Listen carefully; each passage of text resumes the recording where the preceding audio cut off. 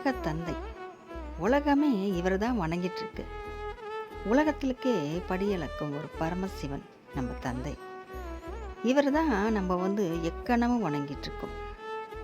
சிந்தையெல்லாம் எனக்கு சிவமயமேன்னு அவரை நம்ம மனசார உருகி உருகி வணங்கிட்டு இருக்கோம். அவருடைய நாமத்தை தினம் தினம் சொல்லிட்டு இருக்கோம். இமை பொழுதும் உன்னை நான் மறக்காமல் இருக்கணும் ஈசான்னு வணங்கிட்டு இருக்கோம் நம்ம சிவன் தந்தையை. நம்ம சிவன் தந்தைக்கு யாரை ரொம்ப பிடிக்கும் தெரியுமா? சிவன் தந்தையே வணங்கக்கூடிய ஒரு கடவுள். சிவன் எம்பெருமானேன்னு கூப்பிடக்கூடிய ஒரு கடவுள் நம்ம பெருமாள். பெருமாளை தான் சிவன் ரொம்ப நேசிக்கிறார். அவர் ராமராக அவர் அவதாரம் எடுக்கும் போதும் நேசிக்கிறாரு, பெருமாளாக இருக்கும் போதும் நேசிக்கிறாரு. ஹரியும் சிவனும் ஒன்றுன்னு சொல்லுவாங்க. அது மாதிரி அவதாரத்தில் தான் வேறு வேறையாக இருக்காங்க. ஆனால் அவங்க வேறு வேறு அவதாரம் எடுக்கும் போதும் ஒருத்தர் ரொம்ப பக்தியோடு நேசிச்சிருக்காங்க. இதில் ஒருத்தருக்கு ஒருத்தர் கீழேயோ மேலேயோ கிடையாது. 2 பேருமே சமமானவங்க தான். நம்ம முகத்தில் எப்படி இரு விழிகள் இருக்கோ, ஒரு கண்ணுக்கு ஒரு கண்ணு, எந்த கண்ணு முக்கியம் நம்ம கேட்டால் அது 2 கண்ணுமே தான் நமக்கு முக்கியம்.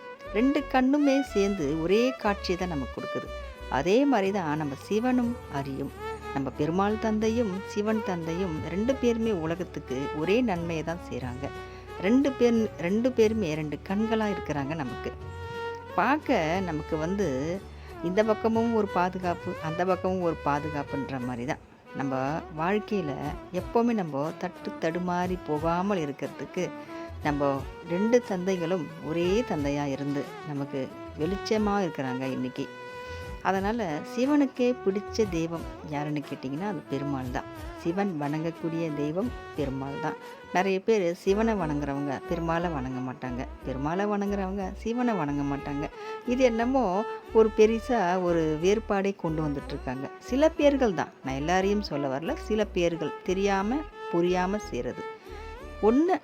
ஒரு விஷயம் நம்ம புரிஞ்சுக்கணும், 2 பேருமே ஒன்று தான். 2 பேருமே தர்மத்தை நிலைநாட்டுறதுக்காக தான் இந்த உலகத்திலேயே அவதரிச்சிருக்காங்க. நம்மளையும் பாதுகாக்கிறதுக்காக தான் நம்ம 2 தந்தையும் இருக்காங்க. நம்ம வாழ்க்கை என்றைக்குமே சிறப்பாக இருக்கிறதுக்கு, நம்ம ஒரு குறையும் இல்லாமல் வாழ்கிறதுக்கு நம்ம ஹரியும் சிவனும் நம்ம 2 தந்தைகளும் நம்மளை எப்போவுமே ஒரு குறை இல்லாமல் நம்மளை வாழ வச்சுக்கிட்டே இருப்பாங்க. ஓம் நமச்சிவாயா. திருச்சிற்றம்பலம்.